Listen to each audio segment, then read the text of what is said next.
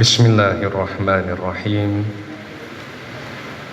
Assalamualaikum warahmatullahi wabarakatuh. Alhamdulillahi rabbil alamin. Hamdan katsiran tayyiban mubarakan fih kama yuhibbu rabbuna wa yardah.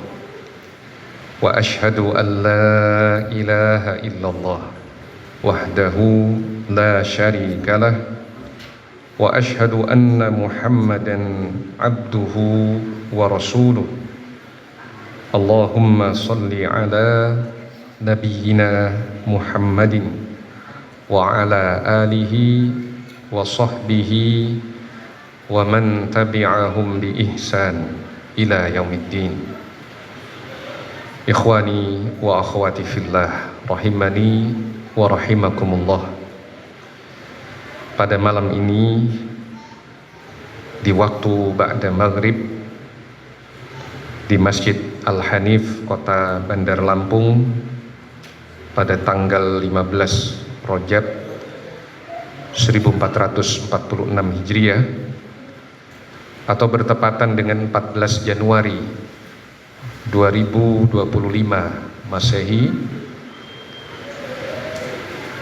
akan disampaikan tausiah untuk ummahat dengan tema jadilah penyejuk mata bagi suamimu. Ada sebuah doa di dalam Al-Quran, ungkapan harapan doa agar Allah Subhanahu wa Ta'ala menjadikan pasangan kita dan anak-anak kita, keturunan kita sebagai penyejuk mata. Penyejuk mata maknanya penentram hati. Rabbana hablana min azwajina wa dzurriyyatina qurrata a'yun waj'alna lil muttaqina imama. Rabbana hablana, wahai Rabb kami, hablana, anugerahkanlah kepada kami, min azwajina, dari pasangan-pasangan kami, dari istri-istri kami, wa dzurriyyatina, dan keturunan-keturunan kami, anak cucu kami, cicit, dan seterusnya ke bawah. Qurrata a'yun, menjadi penyejuk mata kami. Waja'alna lil muttaqina imama, dan jadikan kami sebagai pemimpin bagi orang-orang yang bertakwa. Ada harapan dan doa, semoga Allah menjadikan istri-istri kita dan anak-anak kita, keturunan kita sebagai penyejuk mata. Dijelaskan di dalam tafsir, para ulama ahli tafsir menjelaskan penyejuk mata orang beriman adalah ketika melihat istri dan anak-anaknya menjalankan ketaatan kepada Allah Subhanahu wa Ta'ala, suka beribadah, suka menaati Allah, tidak bermaksiat kepada Allah. Pada kesempatan ini insyaallah kita akan tambahkan faedah kewajiban seorang istri terhadap suaminya. Di dalam sebuah hadis yang diriwayatkan oleh Ibnu Majah, dinilai hasan sahih oleh Syekh Al-Albani, Nabi SAW bersabda, "Fa inni law kuntu amiran ahadan an yasjuda li ghairillah la amartul mar'ata an tasjuda li zawjiha." Sesungguhnya kalau aku boleh memerintahkan kepada seseorang agar sujud kepada selain Allah, niscaya aku akan perintahkan wanita sujud kepada suaminya. Ini menunjukkan begitu besarnya hak suami terhadap istri. Nabi tidak menyatakan kalau seandainya aku boleh menyuruh manusia sujud kepada selain Allah, aku akan perintahkan anak sujud kepada orang tua. Tidak. Maka sebagian ulama mengambil faedah dari hadis ini menunjukkan bagi wanita yang bersuami, hak suaminya lebih tinggi dibandingkan hak orang tua. Ini pandangan sebagian ulama. Karena Nabi tidak menyatakan kalau aku boleh menyuruh seorang sujud kepada selain Allah, aku akan perintahkan anak sujud kepada orang tuanya. Tapi Nabi menyatakan aku akan perintahkan wanita sujud kepada suaminya. Kemudian kalimat berikutnya di dalam hadis ini Nabi SAW menyatakan, walladzi nafsu Muhammadin biyadihi la tu'addil mar'atu haqqa rabbiha hatta tu'addiya haqqa zawjiha. Demi Allah yang jiwa Muhammad berada di tangannya, seorang wanita tidaklah menunaikan hak Tuhannya hingga dia menunaikan hak suaminya. Nah, menunaikan hak suami itu bagian dari menunaikan hak Allah Subhanahu wa ta'ala. Seorang wanita tidak terhitung menunaikan hak Tuhannya hingga dia menunaikan hak suaminya. Meskipun tentunya apabila sang suami menyuruh kepada kemaksiatan kepada Allah, tidak halal bagi sang istri untuk menaatinya dalam perintah itu.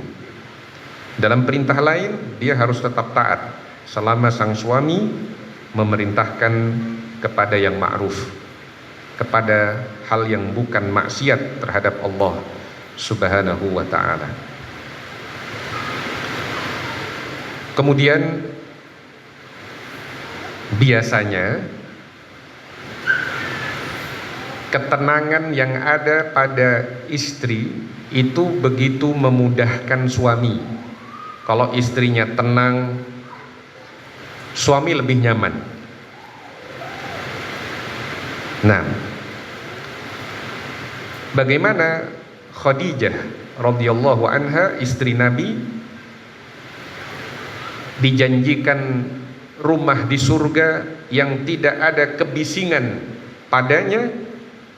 Kata sebagian ulama, karena Khadijah begitu terampil, begitu pandai dalam menciptakan ketenangan, tidak membuat Nabi mengalami kebisingan dalam rumah tangganya. Balasan bagi Khadijah adalah sebuah rumah di surga yang salah satu sifatnya la sakhaba fihi, tidak ada kebisingan padanya. Begitu juga kalau kita melihat di dalam hadis yang ada dalam kitab Riyadhus Shalihin, bagaimana Ummu Sulaim begitu tenang meskipun ditimpa musibah besar, putranya meninggal.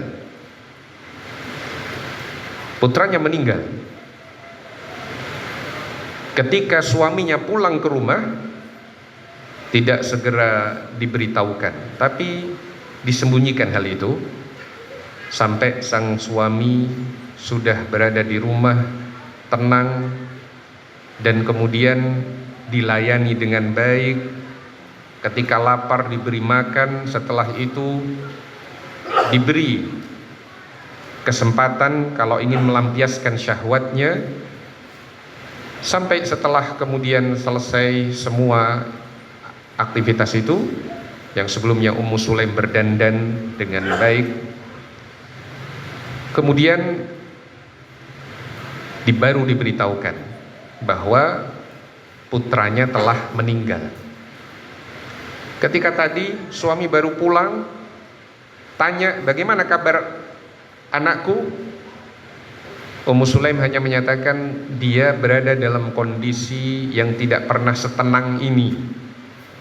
Nah, artinya memang meninggal. Tapi suami menganggap, oh sudah tadinya sakit anak ini, sekarang tenang, berarti mungkin mereda sakitnya, sudah mulai ada nampak tanda kesembuhan.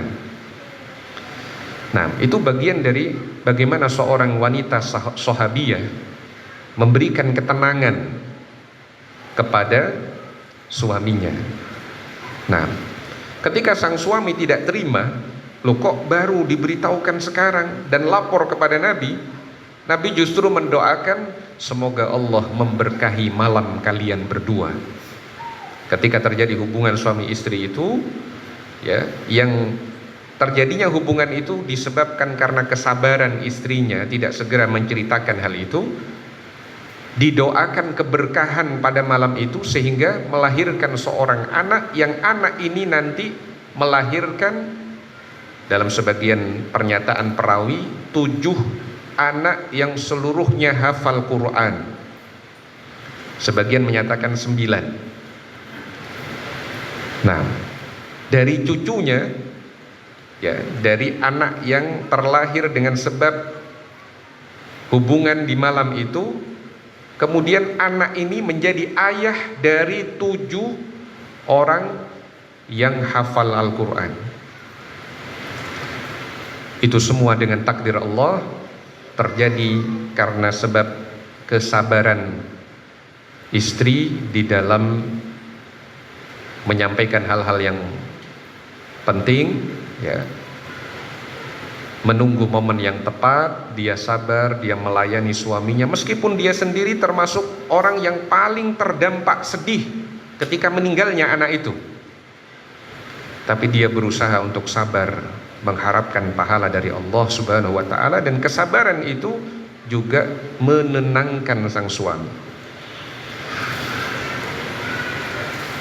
Nah, kemudian kita akan baca sebuah hadis tentang 3 golongan orang yang tidak diterima sholatnya. Salah satunya adalah seorang wanita yang melewati malam dalam keadaan suaminya marah. Tentunya marah dalam hal-hal yang mubah, marah yang sifatnya bukan menentang perintah Allah. Di dalam hadis yang diriwayatkan oleh At-Tirmidzi, Nabi SAW bersabda, "Thalathatun la tujawizu salatuhum adanahum." Ada 3 kelompok orang yang sholatnya tidak akan melewati telinganya, artinya tidak bisa naik amalannya menuju Allah, tidak melewati telinga. Ada 3 kelompok, ada 3 golongan yang sholat mereka tidak akan melampaui telinga mereka. Yang pertama, al-abdul abiku, seorang hamba sahaya yang lari dari tuannya, hatta yarji'a, sampai dia kembali. Selama statusnya masih hamba sahaya, maka dia terikat dengan kewajiban melayani tuannya. Kalau dia ingin bebas, kemudian ada kesepakatan dengan tuannya, saya mau melakukan mukatabah, sebagaimana yang dibahas dalam kitab-kitab fikih. Mukatabah itu artinya hamba sahaya ini akan bayar angsuran untuk menebus dirinya. Tapi ketika dia masih terikat dengan tuannya, dia tidak boleh melarikan diri. Nah, kalau dia melarikan diri, terancam tidak diterima sholatnya. Itu yang pertama, kelompok yang tidak diterima sholatnya. Yang kedua, wamra'atun batat wa zawjuha 'alaiha sakhit, dan wanita yang melewati malam dalam keadaan suaminya marah kepada dia. Yang ketiga, wa imamu qaumin wa hum lahu karihun. Seorang yang mengimami suatu kaum dalam keadaan kaum itu benci kepada orang tersebut dalam kebencian yang syar'i.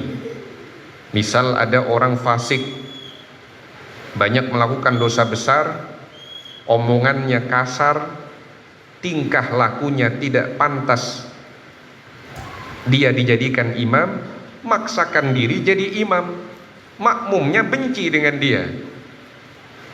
Maka yang demikian ini dikhawatirkan tidak diterima sholatnya, khawatir tidak berpahala meskipun menggugurkan kewajiban. Tetapi kata para ulama, kalau dibencinya bukan kebencian syar'i dan dia memang ditunjuk oleh pihak yang berwenang di masjid itu, maka bukanlah yang dimaksudkan dalam hadis ini. Nah,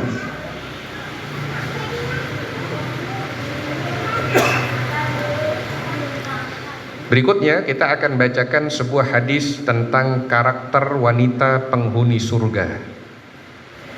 Nah, hadis riwayat An-Nasa'i, At-Tabarani, disahihkan oleh Syekh Al-Albani dalam Sahih Al-Jami.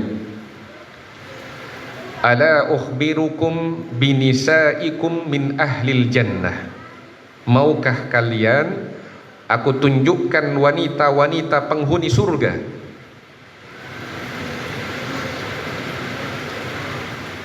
Al-wadud, al-walud, al-aud ala zawjiha, yaitu yang punya karakter al-wadud. Al-wadud itu penyayang,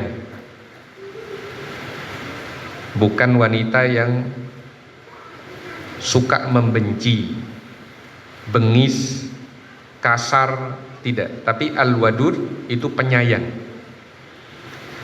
Al-walud, wanita yang subur, yang berpotensi banyak melahirkan keturunan. Al-aud ala zawjiha, wanita yang sering kembali kepada suaminya. Artinya bukan yang sering menjauh dari suaminya. Sedikit-sedikit dia datang ke suaminya, ingin menyenangkan, ingin membahagiakan, ingin melayani. Wanita yang sering kembali kepada suaminya. Allati idza adat au udhiyat, yang jika dia menyakiti suaminya, kadang dia ngobrol kemudian tidak terasa menyinggung hati suaminya, dia kadang menyakiti suaminya. Au udhiyat, atau dia disakiti, ja'at, dia datang kepada suaminya, hatta ta'khudha biyadi zawjiha, dia pegang tangan suaminya. Summa taqul, kemudian dia berkata, wallahi la adzuqu ghamdan hatta tarda, demi Allah aku tidak bisa tidur hingga engkau ridho. Nah, Masya Allah, membayangkannya saja luar biasa ya, apalagi mendapatkannya. Nah, ini hadis riwayat An-Nasa'i, At-Tabarani, disahihkan oleh Syekh Al-Albani dalam Sahihul Jami. Beberapa faedah dari hadis ini. Yang pertama, wanita penghuni surga itu bukan orang yang bersih sama sekali, tidak pernah berbuat salah. Karena di hadis ini disebut idza adat au udhiyat, kalau dia menyakiti hati suaminya atau dia disakiti. Ini poin yang tadi sore saya sampaikan, bahwa dalam berumah tangga itu mudah memaafkan dan mudah minta maaf. Ini karakternya. Kalau dia menyakiti, tetap dia datang, aduh saya salah, saya minta maaf, saya nggak bisa tidur sampai engkau senang, sampai engkau ridho. Nah, ini karakter mudah memaaf, mudah minta maaf.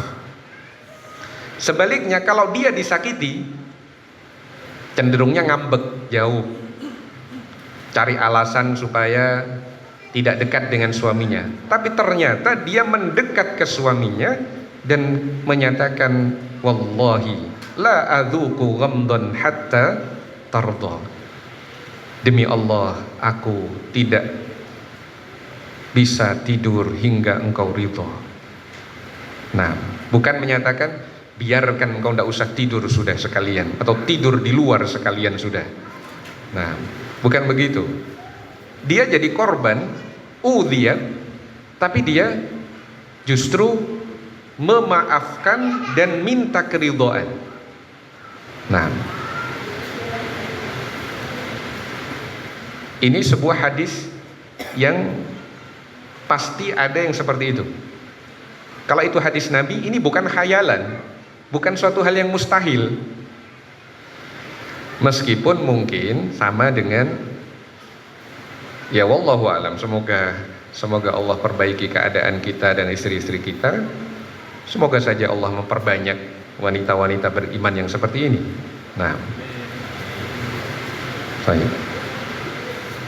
ini karakter wanita penghuni surga.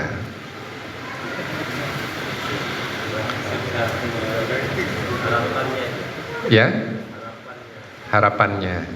Cuma suaminya juga berjuang memantaskan diri, kan gitu. Kan mestinya gitu kan? Ya, kita harapannya terlalu tinggi, tapi pengamalannya atau memenuhi hak istrinya juga kurang. Mintanya, ya, mintanya mobil Alphard, kemampuannya, artinya bukan kemampuan finansial ya yang saya maksudkan, tapi bagaimana dia bersikap, ngemongnya, menjadi qawwam yang baik, itu gak setimpal begitu. Nah, berikutnya yang juga dinasihatkan oleh Nabi SAW kepada para wanita di dalam khutbah Id, karena dalam khutbah Id itu Nabi menyampaikan nasihat khusus kepada para wanita selain khutbah untuk umum. Karena dulu tidak ada mikrofon, maka Nabi mendatangi tempat para wanita. Yang diingatkan sebagai karakter kebanyakan wanita yang menjerumuskan mereka ke dalam neraka, itu suka melaknat dan lupa berterima kasih. Kita sebut lupa berterima kasih, masih mending kalau lupa, ya. Atau yang sebutan lebih tepatnya tidak pandai bersyukur, tidak pandai berterima kasih. Dalam hadis riwayat Al-Bukhari dan Muslim, Nabi SAW bersabda, ya ma'syaron nisa, wahai sekalian wanita, tasaddaqna, bersedekahlah kalian, fa inni uritukunna aktsara ahlin nar, karena sesungguhnya aku melihat kalian adalah kebanyakan penduduk neraka. Fakulna, para wanita itu berkata, wa bima ya Rasulullah, mengapa demikian wahai Rasulullah? Kenapa para wanita kebanyakan penghuni neraka? Qala tukthirnal la'na wa takfurnal ashir, karena wanita banyak melaknat, banyak mencerca, mencemooh, mencaci, ya. Kadang naik mobil, ya, di dalam mobil ada orang yang serampangan, belok tanpa ngasih lampu sein terlebih dahulu, ya. Itu kalau orang memandangnya sebagai sesuatu hal yang sederhana dan mudah memaafkan, biasa. Nah, tapi kalau itu dilihat oleh tabiat yang buruk itu keluar cercaan dan caciannya itu luar biasa. Dan wanita itu tabiat kebanyakannya itu akan banyak melaknat. Ini yang menjerumuskan wanita banyak masuk neraka. Banyak mengeluh. Hujan ngeluh pengen panas, panas ngeluh pengen hujan. Nah, suami jarang di rumah ngeluh kurang perhatian. Suami sering banyak di rumah ngeluh kurang pekerjaan. Nah, ada saja sisi keluhan. Ya. Suami jarang pulang, pingin supaya banyak di rumah. Giliran ditinggal karena mungkin usaha cari pekerjaan, ngaku kurang perhatian. Nah, ini kondisi keadaan banyak wanita yang takfurnal ashir, mengkufuri pemberian suami. Ketika Nabi bersabda demikian, maka seorang wanita hendaknya melihat ini sebagai sebuah nasihat dan berjuang melakukan hal-hal yang sebaliknya. Belajar dan berjuang untuk pandai bersyukur kepada Allah Subhanahu wa taala. Melihat sesuatu itu dari sisi syukur kepada Allah. Nah, orang di tempat sama memandang sesuatu yang sama, beda di dalam apakah dia bersyukur atau kufur. Ada hujan seperti ini, alhamdulillah, Allah turunkan hujan. Allahumma shayyiban nafi'an, semoga Allah menurunkan hujan yang bermanfaat. Tempat-tempat yang kering, saudara-saudaraku kaum muslimin yang kekeringan, air-air sungai yang sebelumnya kering, kesulitan pengairan, alhamdulillah, semoga Allah mudahkan. Seperti sahabat Abdullah bin Abbas radhiyallahu anhu, kalau seandainya aku melihat turun hujan di sebuah tempat yang di sana bermanfaat bagi kaum muslimin, aku senang meskipun aku tidak terdampak dengan hujan itu. Aku tidak memiliki hewan penggembalaan di sana, aku tidak punya lahan yang dikerjakan di sana. Aku bersyukur kepada Allah karena kaum muslimin dapat manfaat. Nah, itu sikap an-nasihah yang ada pada sahabat Abdullah bin Abbas. Kita semua berjuang untuk punya karakter seperti itu. Nah, melihat segala sesuatu dilihat sebagai bentuk syukur kepada Allah Subhanahu wa taala. Punya suami tapi banyak kekurangannya, dipandang dengan syukur, alhamdulillah masih punya suami, ya. Punya anak agak nakal lah, wajar anak-anak. Bersyukur alhamdulillah punya anak. Begitu kaya saya punya anak, apalagi anaknya banyak, ya. Satu anak mana mau kita ditukar dengan 5 miliar? Ada yang mau? Satu anak? Tidak ada, kaya. Nah, dan tentunya orientasi kita bukan materi. Nah, tapi itu semua adalah bentuk upaya mensyukuri nikmat yang ada. Nah, apakah laki-laki tidak berpotensi sulit mensyukuri sesuatu? Ada juga sifatnya. Sifat tabiat asal manusia itu kan zaluman jahula. Tapi pada wanita potensinya lebih besar. Hal yang lebih banyak menjerumuskan para wanita itu adalah yang disebut dalam hadis riwayat Al-Bukhari dan Muslim, tukthirnal la'na wa takfurnal ashir. Banyak mencela, banyak melaknat dan mengkufuri pemberian suami.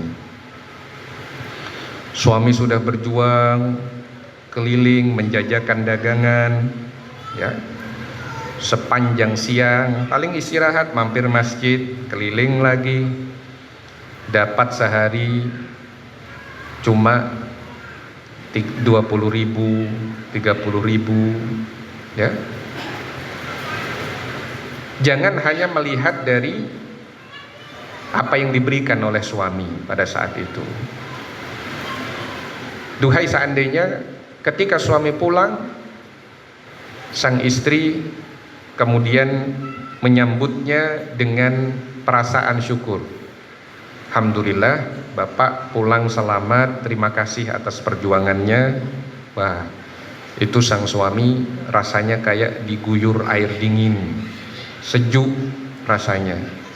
Meskipun dia merasa bersalah, saya cuma bawa sekian, pulang-pulang dapatnya cuma ini. Nah, tapi ucapan sang istri itu sudah mendinginkan suami. Tanpa diberitahu, suami akan merasa saya ingin berjuang lagi, lebih keras lagi besok. Nah, tapi kalau dari cara nerima, dikasih uang, diambil tanpa noleh, misalkan, ya, meskipun tidak mengkufuri, tapi tindakannya itu sudah menunjukkan tidak menghormati perjuangan suami, suami ada perasaan jengkel juga. Nah, ini yang mestinya banyak menjadi bahan introspeksi para istri untuk banyak bersyukur kepada Allah, menjaga lisan, jangan banyak mengeluh, jangan banyak mencaci. Nah, bersabar karena Allah Subhanahu wa ta'ala. Kemudian disebutkan dalam hadis riwayat An-Nasa'i, Al-Bazzar dan At-Tabarani, Nabi SAW bersabda, la yanzurullahu ila imra'atin la tashkuru li zawjiha wa hiya la tastaghni anhu. La yanzurullah, Allah tidak melihat, ila imra'atin, kepada seorang wanita, la tashkuru li zawjiha, yang tidak pandai berterima kasih kepada suaminya, wa hiya la tastaghni anhu, dalam keadaan dia masih membutuhkan suaminya.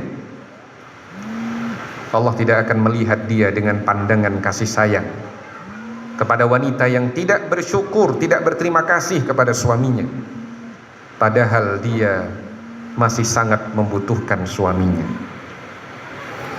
Nah,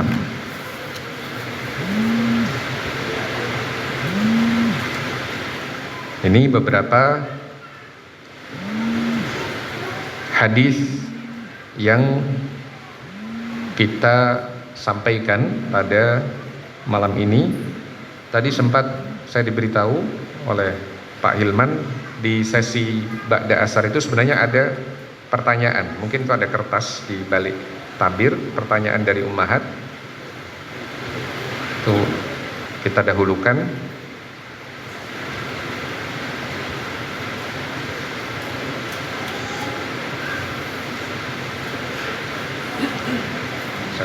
Masya Allah, ternyata tak pikir satu kertas. Barakallahu fikum.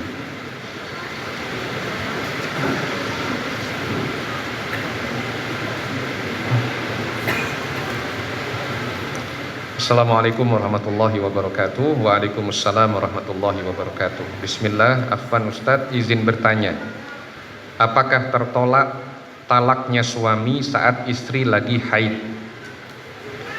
Bagaimana hukumnya bagi seseorang yang menikahi wanita tapi di dalam film, apakah sah pernikahannya?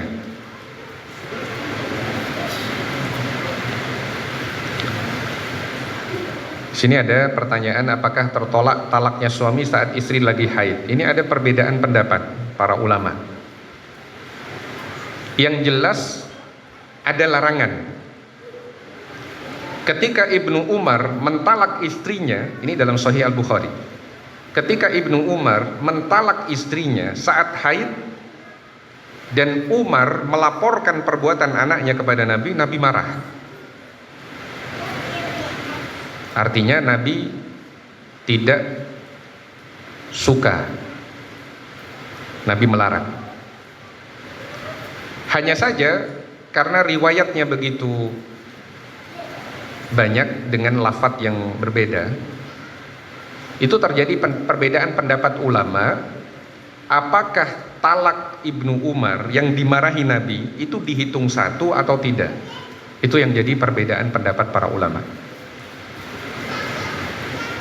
Kalau yang dirojihkan oleh Syekh Ibnu Utsaimin rahimahullah, tidak terhitung talak.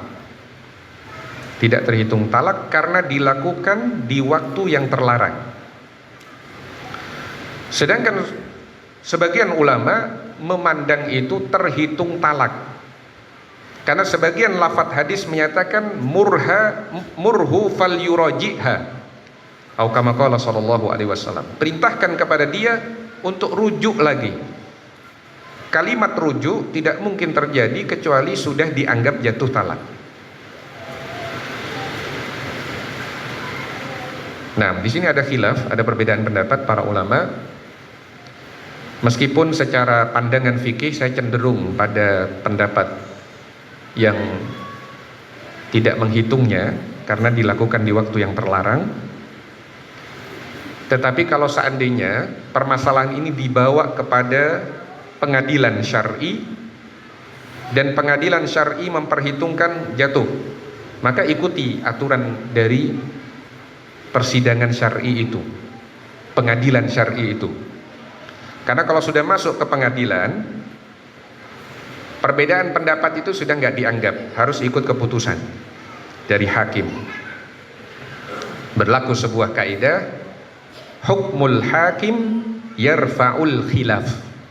Keputusan dari hakim itu mengangkat perbedaan pendapat yang ada.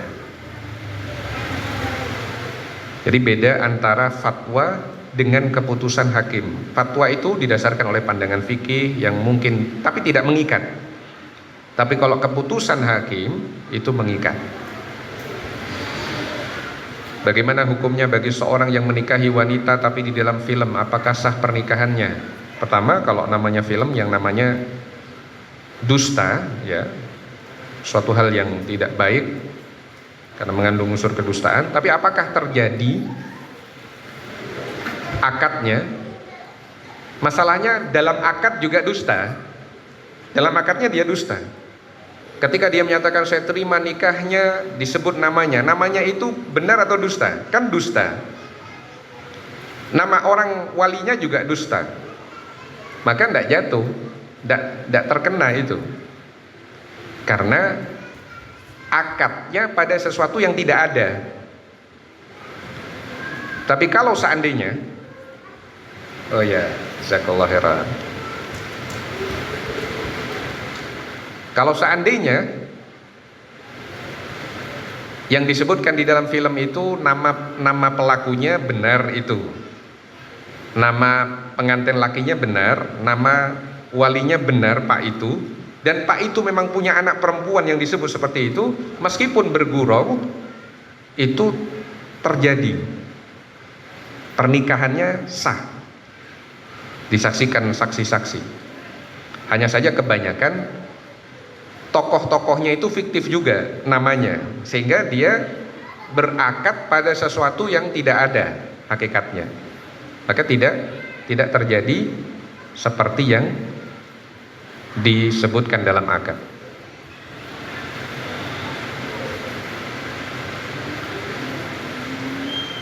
Di sini ada pertanyaan, Afwan Ustadz izin bertanya, sampai berapa kali susuan anak, atau sampai bagaimana bisa dikatakan sebagai mahram? Kalau Aisyah radhiyallahu anha memandang khamsu radha'at, 5 kali susuan. 1 kali susuan itu adalah anak menyusu sampai dia lepaskan sendiri susuan itu karena kenyang. Bukan dilepaskan oleh ibu susuannya, bukan. Anak itu nyusu, kemudian dia mungkin ngantuk atau sudah kenyang, dia lepaskan. Itu sudah satu kali susuan. Kalau disusui lagi, susuan yang kedua, sampai dia lepaskan sendiri karena keinginan anak itu sendiri. Kalau pandangan Aisyah radhiyallahu anha itu dibutuhkan 5 kali susuan. Ini juga pandangan seorang sahabiah. Bagaimana menasihati istri agar sabar dalam menghadapi ujian kesulitan atau kesempitan ekonomi? Mohon nasihat terhadap istri yang lebih menaati orang tuanya dibandingkan menaati suaminya. Berkaitan dengan ujian kesulitan atau kesempitan ekonomi, ya, mayoritas sahabat Nabi itu miskin. Mayoritas sahabat Nabi. Kalau ada yang kaya, itu hanya sedikit saja, bisa dihitung dengan jari. Bahkan mungkin jari kita dengan pengetahuan kita tidak cukup menghitung sahabat yang kaya. Dihitung sahabat Utsman bin Affan, Abdurrahman bin Auf, ya, Sa'ad bin Abi Waqqas misalkan. Itu mikirnya lama, nyari sahabat yang kaya. Tapi kalau sahabat yang miskin, mudah, nyarinya mudah. Nah, dari sisi ekonomi, sahabat yang miskin lebih banyak dibandingkan sahabat yang kaya. Nabi kita SAW sendiri, kehidupan rumah tangga beliau begitu sederhana, dan mungkin hampir kebanyakan rumah tangga di masa kita itu lebih tinggi kondisi ekonominya dibandingkan Nabi SAW. Dari sisi luasan rumah, ya, rumah Nabi begitu sempit sampai kalau sholat malam saja sujud, Aisyah masih tidur, harus dikasih isyarat supaya kakinya diangkat, nanti balik lagi boleh kalau sudah berdiri. Kalau Nabi sujud tolong digeser dulu kakinya. Sedemikian sempitnya. Sebagian tabi'i menceritakan, kalau tidak salah Al Hasan Al Basri, rumah salah satu istri Nabi itu oleh beliau yang berusia belasan tahun itu bisa dijangkau dengan tangan, atapnya. Coba sekarang cari rumah yang atapnya bisa dijangkau dengan tangan, sulit kita nyarinya. Mayoritas meskipun rumah kontrakan, ya, kamarnya lebih dari satu, masih ada kipas anginnya. Coba masa ada kipas angin di masa Nabi? Ya. Nah, ada kamar mandinya, ya. Kalau di masa Nabi itu, ketika menceritakan hadisul ifki Aisyah, itu beliau buang hajat kemana? Itu kan ditemani Ummu Mistah. Harus keluar dulu, cari tempat yang jauh. Nah, kalau sekarang hampir setiap rumah, sesederhana apapun, itu ada kamar mandi, toilet, ya. Kemudian dari sisi perabotan yang dipakai, pernah disebutkan dalam sebagian riwayat hadis bahwa gayung untuk mandi, untuk ngambil air, itu masih ada sisa adonan tepungnya. Itu yang dipakai untuk masak. Kalau kebanyakan rumah-rumah sekarang, gayung di kamar mandi, ada urusan sama panci, sendiri-sendiri, ya. Nah, dari sisi makan,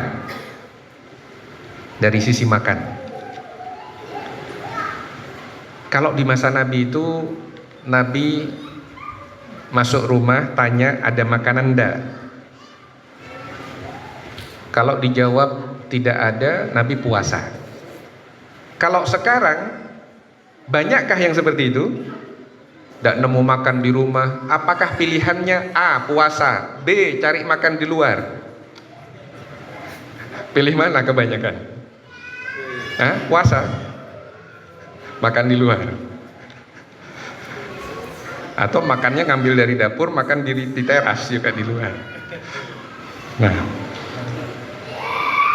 ini belum kita ceritakan yang lainnya. Artinya kondisi-kondisi itu sulit dicari sekarang. Sekarang itu sesederhana-sederhananya orang punya motor, ya kan? Punya motor. Kalau di masa Nabi, Masya Allah, itu tidak ada yang punya kecepatan kendaraan seperti motor itu. Meskipun motor second sudah, ya kan? Dari sisi kualitas hidup itu masih luar biasa kita sekarang ini.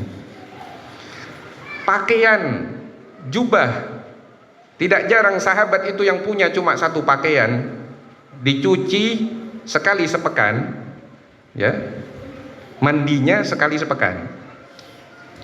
Coba sekarang kita, siapa yang mandinya sekali sepekan? Nah, dari sisi makanan, Aisyah radhiyallahu anha pernah bercerita kepada salah seorang keponakannya, sepertinya Urwah bin Az-Zubair radhiyallahu an, bahwa pernah selama 3 bulan tidak ada makanan yang dimasak dengan api,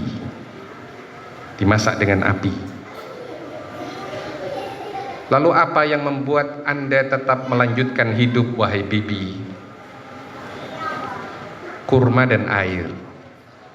Kata Aisyah, wahai putra saudaraku, kami pernah mendapati 3 hilal, tidak ada yang bisa dimasak di tungku perapian kami. Yang ada cuma air dan kurma. Hanya saja, alhamdulillah, yang patut disyukuri adalah ada tetangga kami yang meminjamkan kambingnya untuk diperah susunya. Itu bagi yang disebut di masa dahulu manihah. Itu ada orang yang baik hati punya kambing yang bisa diperah susunya, dipinjamkan ke orang, silakan dipakai, diperah, ya, dimanfaatkan. Orang dermawan, meskipun mungkin kambingnya wallahu a'lam kondisinya, tapi bisa dimanfaatkan, diambil susunya. Mohon nasihat terhadap istri yang lebih mentaati orang tuanya dibandingkan menaati suaminya. Dilihat kondisi taat dalam hal apa, ya. Ini bisa berbeda-beda hukumnya, tapi secara asal hak suami itu lebih tinggi daripada hak orang tua. Tapi dalam permasalahan tertentu dilihat, apakah dalam masalah ini suami memerintahkan kepada suatu yang tidak benar, sedangkan orang tuanya memerintahkan kepada suatu yang benar, maka itu perlu dirinci, tidak bisa disamaratakan.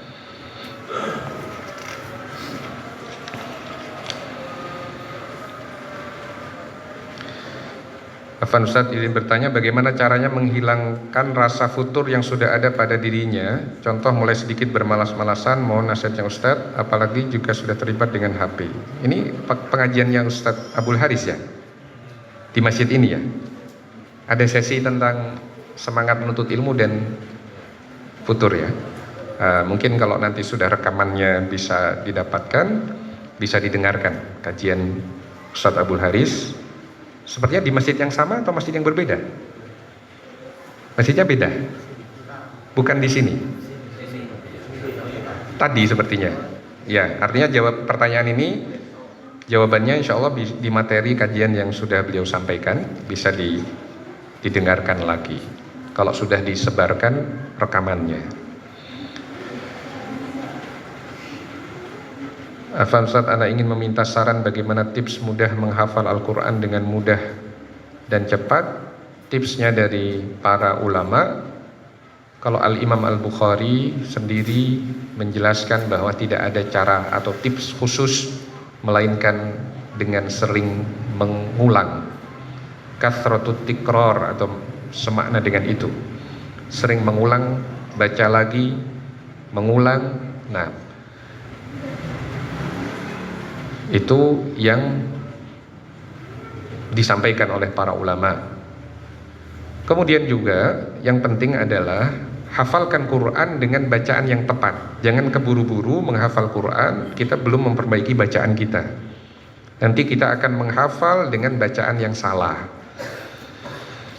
Dan yang paling penting juga adalah hafalkan sampai mutqin, sampai mutqin. Sampai mutqin, baru kemudian itu bisa dibaca di mana-mana. Artinya begini, kadang seorang menghafal separuh halaman, ya, dia belum mutqin. Belum mutqin itu artinya belum kokoh dalam hafalannya, keburu dipakai ketika jalan naik motor, ketika diulang, padahal masih salah. Akhirnya dia mengulang bacaan yang salah. Itu yang melekat di dalam benaknya adalah yang salah. Artinya mutkinkan dulu, apakah cuma satu ayat, setengah halaman, tapi antum coba setorkan. Boleh disetorkan kepada suami misalkan, atau kepada saudara perempuan yang lain. Kalau ternyata tidak ada yang salah, itu silakan diulang saat masak, saat ngurus anak sambil melantunkan itu, silakan. Tapi kalau belum mutkin jangan, tetap harus dilihat kalau belum mutkin. Nah, sedikit-sedikit tidak apa-apa, asalkan mutkin atau kokoh hafalannya. Apakah perlu adzan terlebih dahulu? Ya.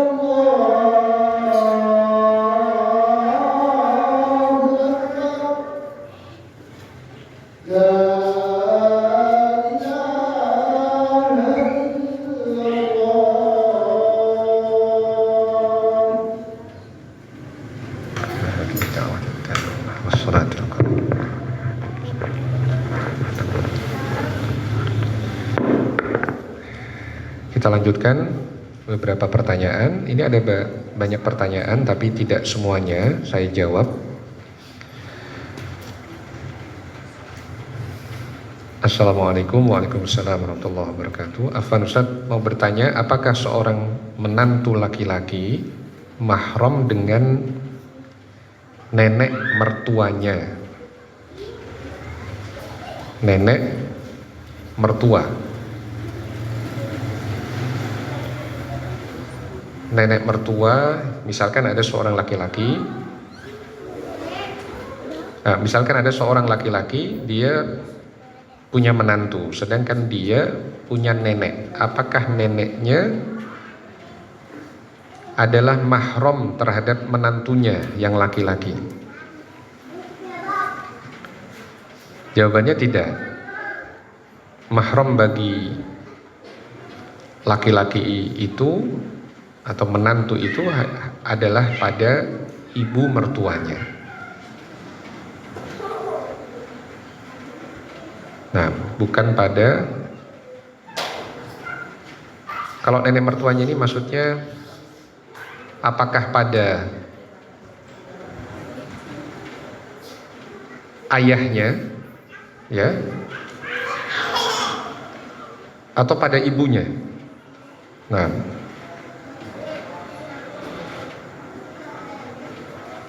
wallahu a'lam, kita tunda dulu. Apakah ada sunnahnya sholat setelah berwudu? Jika ada, berapa rakaat? Ada sunnahnya yang dilakukan oleh Bilal. Itu jumlahnya adalah 2 rakaat. Apa hukum menjaharkan zikir setelah sholat? Ada perbedaan pendapat ulama. Sebagian memandang menjaharkan zikir setelah sholat adalah sunnah, sebagian lain memandang tidak. Saya pribadi cenderung pada pendapat yang tidak menjaharkan, seperti pendapat Al-Imam Asy-Syafi'i rahimahullah, yang di situ beliau berpandangan bahwa Nabi menjaharkan zikir itu sekedar dalam rangka mengajarkan saja. Kemudian ada hadis yang menjelaskan kebiasaan sahabat tidaklah atau membenci mengeraskan suara dalam beberapa keadaan. Demikian juga ada hadis tentang seorang yang disebut pernah meninggal yang dikuburkan di waktu malam, dia terhitung atau disebut sebagai orang yang berzikir keras. Artinya bukan menjadi kebiasaan dari kebanyakan sahabat. Dan beberapa dalil-dalil yang lain. Tetapi ini memang ada silang pendapat para ulama, dan kita menghormati pendapat yang berbeda. Ini karena berpendapat menjaharkan zikir juga ulama Ahlus Sunnah seperti Asy-Syaikh Ibnu Utsaimin dan yang lainnya. Nah, wallahu a'lam. Bolehkah berzikir pagi petang dengan bersama-sama? Kalau bukan tujuan mengajarkan, jangan. Tapi kalau dengan tujuan mengajarkan pada anak misalkan, maka tidak mengapa membaca Quran bersama, tujuannya mengajarkan supaya mereka terbiasa dengan bacaan yang benar, itu boleh. Tapi kalau bukan sebagai bentuk ta'abbud, berzikirnya sendiri-sendiri, tilawah Qurannya sendiri-sendiri.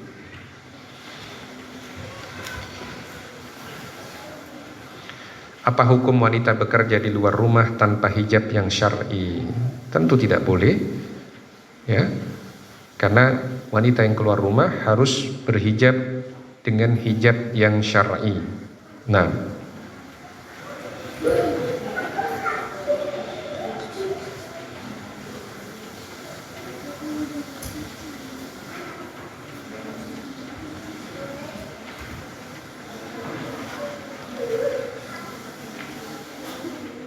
bagaimana jika suami membiarkan istrinya kerja di luar rumah tanpa hijab yang syar'i? Mohon nasihat bagi suami dan istrinya, padahal suaminya mampu untuk memberi nafkah pada keluarganya. Hendaknya seorang suami bertakwa kepada Allah Subhanahu wa taala dan secara asal wanita tinggal di rumahnya. Semoga Allah beri pertolongan dan kemudahan untuk memperbaiki keadaan mereka. Nah,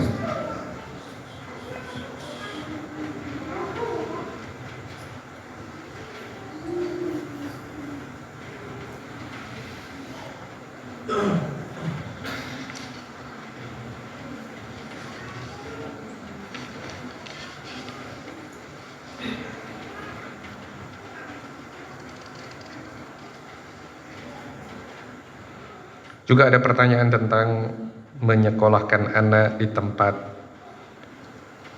Islam terpadu misalkan, lembaga-lembaga. Kalau itu bukan ahlus sunnah, kita mengkhawatirkan keselamatan akidah dan manhaj anak-anak kita. Nah, semoga Allah memberi taufik dan pertolongan agar para ikhwah bisa menyekolahkan anaknya di lembaga-lembaga ahlus sunnah.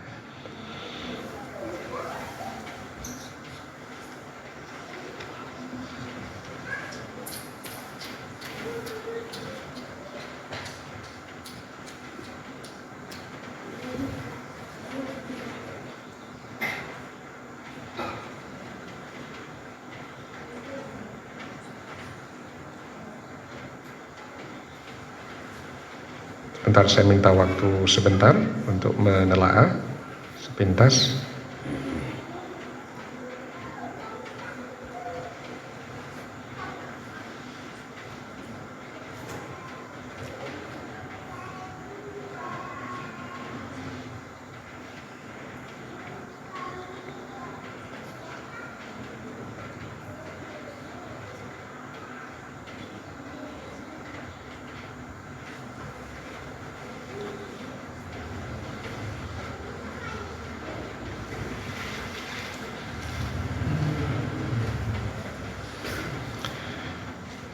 Nah, Afwan, tadi yang sempat ditanyakan apakah seorang menantu laki-laki mahram dengan nenek mertuanya.